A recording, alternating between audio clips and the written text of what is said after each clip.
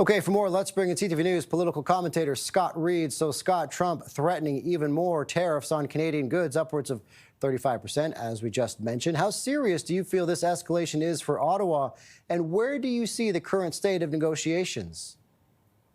It's very difficult to get a line of sight into where we are in negotiations. It was good to hear from the Americans today that they're visibly confirming that we are actually at a table, or we will be at a table. So that's good, because we know almost every other nation in the Western world is also seeking time with the White House to try to come to some sort of agreement before August 1st. But the truth is, Scott, we really don't have a handle on it. So that's one of the reasons we'll be looking tomorrow to the cabinet meeting, looking forward to hearing from the Prime Minister and other ministers coming out of it as to what their assessment is as to where we're at. Obviously, it's delicate because we're in the middle of some kind of discussion, but how optimistic are they? Do they begin to double track and say, well, if we get a deal, this, if we don't get a deal, that? So far, this government has not allowed any possible scenario where we don't get a deal. Will they start to precondition toward that possibility? It'll be something I'll be looking for.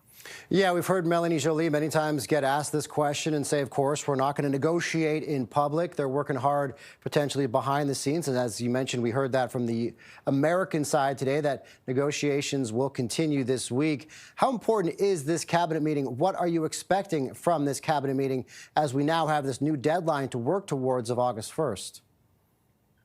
Look, it's important insofar as it's an opportunity for us to hear from the Prime Minister and his ministers where they think things are at. Now, they're going to be, I suspect, quite careful in their phrasing because we're in a negotiation with, frankly, an unpredictable party such as Donald Trump.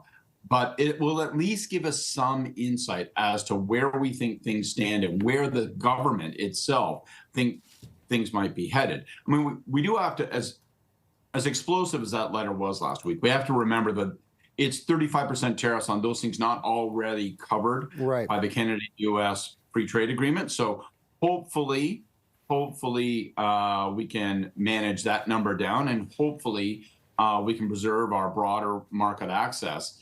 But gosh, it's so challenging dealing with Donald Trump. You just no idea if he's just going to say, look, the number is X and I'm going to stick to it. It could be 20%, 25%, 30, 35%. And that's the only deal that is available.